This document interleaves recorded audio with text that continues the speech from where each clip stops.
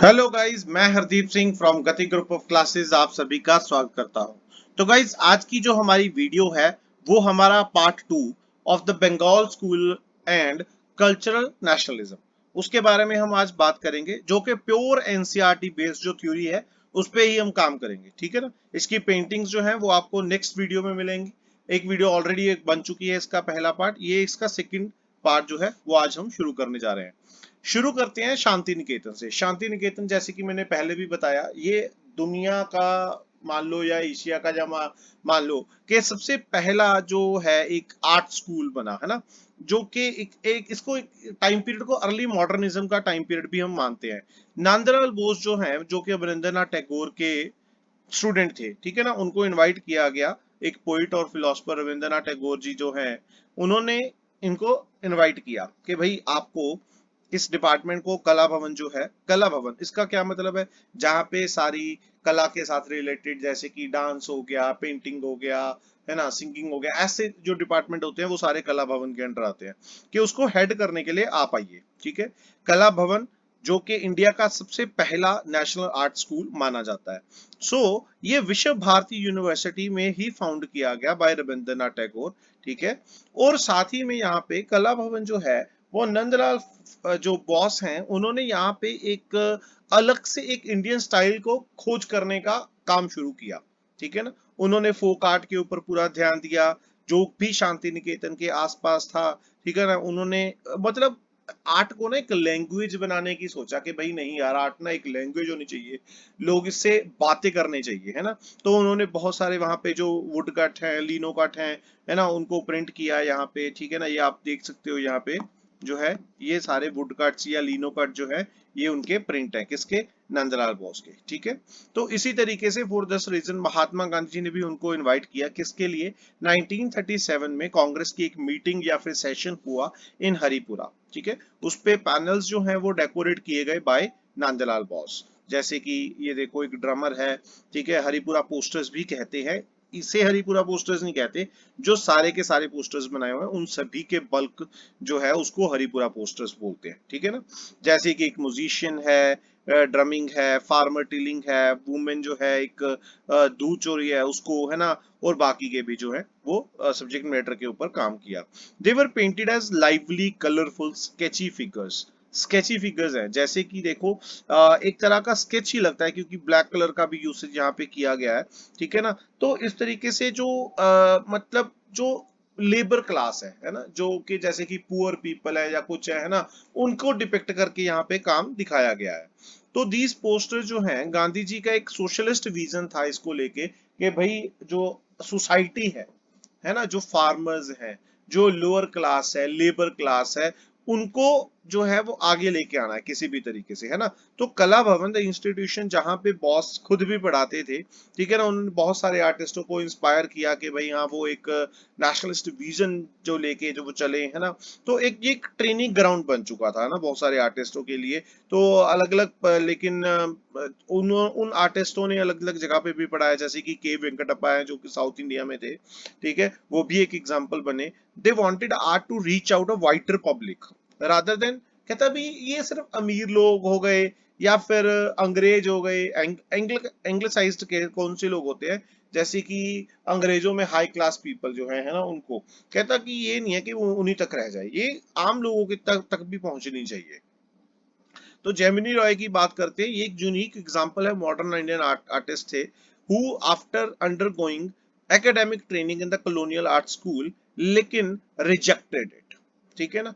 Only to adopt the flat and colourful style of folk painting जो है, इन्होंने उस पे काम करना शुरू किया कि नहीं भाई, मैं इसको पसंद नहीं करता हूँ, मैं तो फोक पेंटिंग जो है उन पे ऊपर काम करूंगा। जैसे कि ये देखिए, ये हमें वुमेन दिखाई दे रही है, ये देखो ये थ्री वुमेन दिखाई दे रही हैं, है ना। फ्लैट कलर, बिल्कुल फ्लैट कलर जो है वो यूज किए हैं, और फोक थीम्स के ऊपर काम किया है, जैसे कि आप देख सकते हो यहाँ पे फूल पत्ते दिखाई दे रहे हैं, है ना। और ये साड़ी के ऊपर भी काफी ज्यादा काम किया हुआ दिखाई दे रहा है। ठीक है। ये बॉर्डर्स जो हैं वो काम किया हुआ है इन पे, है ना। ये देखो इन्होंने जैसे कि ये चीजें पहनी हुई हैं, तो मतलब कि फोक आर्ट के ऊपर उन्होंने काफी ध्यान दिया है। ये भी एक तरह का एक और हमारे पास जो आपके मेरे ख्याल से सिलेबस में भी है, है ना, मदर एंड चाइल्ड, ये पेंटिंग जो है ये भी उन्होंने ही बनाई है। किसने बनाई है? जेमिनी रॉय ने, ठीक है। और एक देखिए यहाँ पे भी एक गणेशा जी को है जो पार्वती जी लेके अपने गोद में बैठी है, ठीक है ना, उनकी भी जो एक पेंटिंग है वो भी उन्होंने बनाई है, ठीक है। तो वो चाहते थे कि ये पेंटिंग जो है सिंपल और इजी हो, है ना, जो कि आम लोगों के भी समझ में आए कि भाई यार वुमेन एंड चिल्ड्रन है, रूरल लाइफ है ना। तो struggle between Indian and European ये चलते आ रहा है, ठीक है ना। ब्रिटिश राज का टाइम पीरियड है ना, क्योंकि वहां पे कंपनी आर्ट भी चल रही है तो इंडियन आर्ट भी चल रही है, दोनों के बीच में एक स्ट्रगल चल रहा है कि भाई कि उसको किसको ज्यादा बेटर बनाया जाएगा ना। For example, project for the mural decoration कहाँ पे? Lutyens Delhi building went to the student of Bombay school of art trained in realistic studies by its principal that is Gladstone Solomon, है ना, जहां पे वहां पे म्यूरल डेकोरेशन होना शुरू हुआ। एक साइड पे बंगाल स्कूल के आर्टिस्ट जो हैं वो डेकोरेट कर रहे हैं Indian house in London under the close British supervision, ठीक है ना। अच्छा, एक और टॉपिक हमारे पास आ जाता है, पैन एशियनिज्म एंड मॉडर्निज्म। 1922 में हम उस टाइम पीरियड को एक बहुत ही अच्छा टाइम पीरियड मानते हैं जहां पे अलग अलग एग्जीबिशंस हुई, जैसे कि पॉल क्ली ने काम किया, कैंडिस्की ने काम किया, ये लोग आर्टिस्ट हैं, है ना। और अदर आर्टिस्ट जो बाहुआ स्कूल से आए थे जर्मनी में, है ना, जर्मनी से आए थे, उन्होंने कलकत्ता में ट्रेवल किया। तो ये यूरोपियन आर्टिस्ट ने क्या किया, एक एकेडमिक रियलिज्म जो है उसको, क्योंकि जो उनको सिखाया गया था ना रियलिज्म, देखो सामने बंदा बैठा है बनाओ, है ना, वो उन्होंने बिल्कुल खत्म कर दिया, है ना, विच अपील्ड टू द स्वदेशी आर्टिस्ट। तो ये चीज ना स्वदेशी आर्टिस्ट को बहुत ज्यादा पसंद आई कि यार कमाल होगी, इन लोगों ने भी ऐसा काम किया है। तो उन्होंने भी एब्स्ट्रैक्ट लैंग्वेज ऑफ आर्ट का काम करना शुरू किया, जिसमें square, circles, lines, colour patches, है ना। For the first time Indian artist जो है वो इतना ज्यादा डायरेक्ट इनकाउंटर हुए, क्योंकि मॉडर्न आर्ट के साथ उनका इतना लेन देन नहीं था ना। तो जैसे कि उन्होंने यहाँ पे आके इतनी अपनी एग्जीबिशंस की, तो उनको देख के उनको बहुत ज्यादा इंस्पिरेशन जो है वो मिली, ठीक है ना।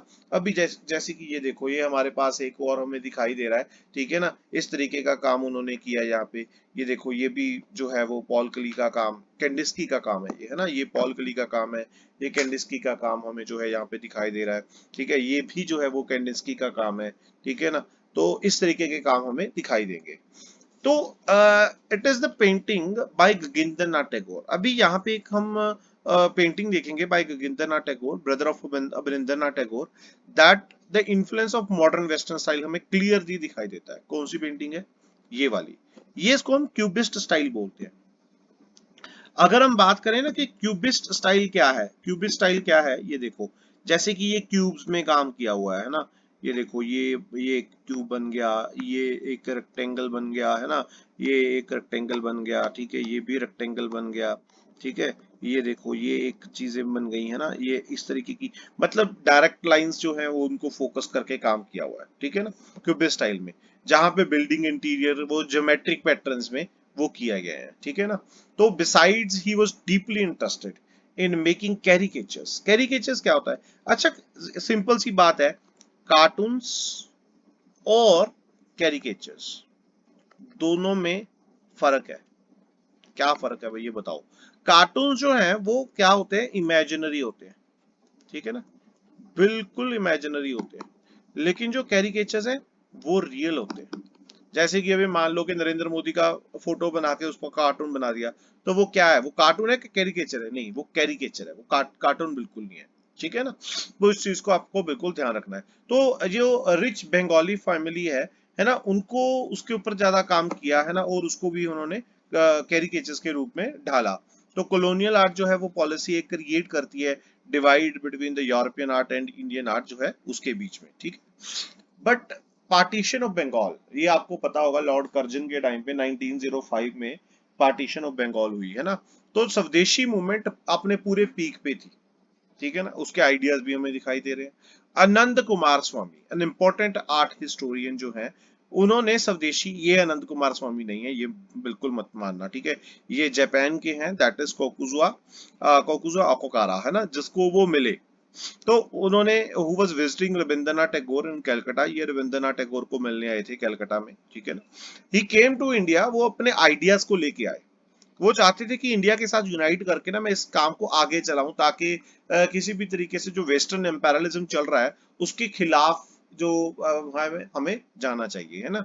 तो 2 जापानीज आर्टिस्ट भी वो अपने साथ लेके आए शांति निकेतन में, उन जापानीज आर्टिस्ट ने पढ़ाया भी, वॉश टेक्निक यहाँ पे उन्होंने सिखाई, ठीक है ना, इंडियन स्टूडेंट्स को। साथ ही में वेस्टर्न को मतलब एक वेस्टर्न ऑयल पेंटिंग जो राजा रवि वर्मा की भी हम मानते हैं कि कहाँ पे उन्होंने काम किया, है ना, ऑयल पेंटिंग की बजाय उन्होंने वॉश टेक्निक पे काम किया, है ना, एक अल्टरनेटिव था। अगर हम माने कि एक तरफ पैन एशियनिज्म जो है वो पॉपुलर हो रहा था, है ना, दूसरी तरफ मॉडर्न यूरोपियन आर्ट वो भी ट्रेवल कर रहा था इंडिया में। अभी हमारे पास एक टॉपिक है डिफरेंट कंसेप्ट ऑफ मॉडर्निज्म, चाहे वो वेस्टर्न है चाहे वो इंडियन है। Divide between Anglicist and Orientalist as mentioned earlier was not based on race, कि भाई ओरिएंटलिस्ट का इंडियंस हो गए ना, एंग्लिसिस्ट हो गए जो अंग्रेज थे, है ना, यहाँ पे। ठीक है, तो take the case of Bengali intellectual that is Binoy Sarkar, ये बिनोय सरकार है ना, जिन्होंने Anglicist and consider modernism that was growing in Europe as authentic in an article. उन्होंने एक आर्टिकल लिखा फ्यूचरिज्म ऑफ यंग एशिया, जिसमें उन्होंने प्योरली ये बताया कि भाई ये क्या चीजें हैं, है ना, उसके बारे में। उस उनके लिए oriental Bengal of school of art एक रिग्रेसिव और एंटी मॉडर्न था, कि भाई ये मॉडर्न के बिल्कुल खिलाफ है। On the other hand EB Havell जो कि एक इंग्लिशमैन थे, वो भी फेवर में थे कि भाई नेटिव आर्ट को जो है वो मॉडर्न इंडियन आर्ट को फेवर करना चाहिए। तो इस तरीके से अभिनंदन टैगोर ने भी कोलैबोरेशन किया, ठीक है ना। यहाँ पे हम अमृता शेरगिल देख रहे हैं, तो ये नेक्स्ट चैप्टर में हम मॉडर्न आर्ट में पढ़ेंगे इसके बारे में, है ना, अमृता शेरगिल के बारे में। तो उनका पॉइंट ऑफ व्यू जो है वो बिल्कुल अलग है। She use the kind of style जो बाहुअस एग्जीबिशन उन्होंने देखी, है ना, show to depict the Indian scene, उनको लेके उन्होंने काम किया। सब्जेक्ट मैटर इनका भी इंडियन ही है, लेकिन थोड़ा सा कलर स्कीम जो ऑयल कलर्स हैं वो इनमें आ चुके हैं। मॉडर्न आर्ट इन इंडिया जो कि है वो कॉलोनियलिज्म या नेशनलिज्म, उन दोनों के में कंफ्लिक्ट है, जो वो इसकी एक रिजल्ट है मॉडर्न आर्ट, है ना। क्योंकि कॉलोनियलिज्म में और नेशनलिज्म में इंडिया अपने आर्ट को भी बढ़ाने की कोशिश कर रहा है, कॉलोनियलिज्म अपने आर्ट को बढ़ाने की कोशिश कर रहा है, तो किसी तरीके से, लेकिन मॉडर्न आर्ट यहाँ पे शुरू हो चुकी है। कॉलोनियलिज्म ने इंट्रोड्यूस किया नई इंस्टीट्यूशन ऑफ आर्ट स्कूल्स जो है वो exhibition galleries, art magazines, art societies, है ना, वो सारा कुछ बनाना शुरू कर दिया। नेशनलिस्ट आर्टिस्ट थे, उन्होंने भी कुछ चेंजेस को एक्सेप्ट किया, है ना, और उनको इंडियन टेस्ट में डालने की कोशिश की, ठीक है। तो इस तरीके से जो ये लिगेसी है, this legacy was going to leave a deep impact, किसके ऊपर, लेटर हिस्ट्री के ऊपर, है ना, मॉडर्न इंडियन आर्ट के ऊपर जो है वो पूरे का पूरा जो है वो काम करना शुरू कर गया, ठीक है। Therefore it will keep moving from the internationalism, draw ideas from the West and indigenous and to be true one's own legacy and tradition.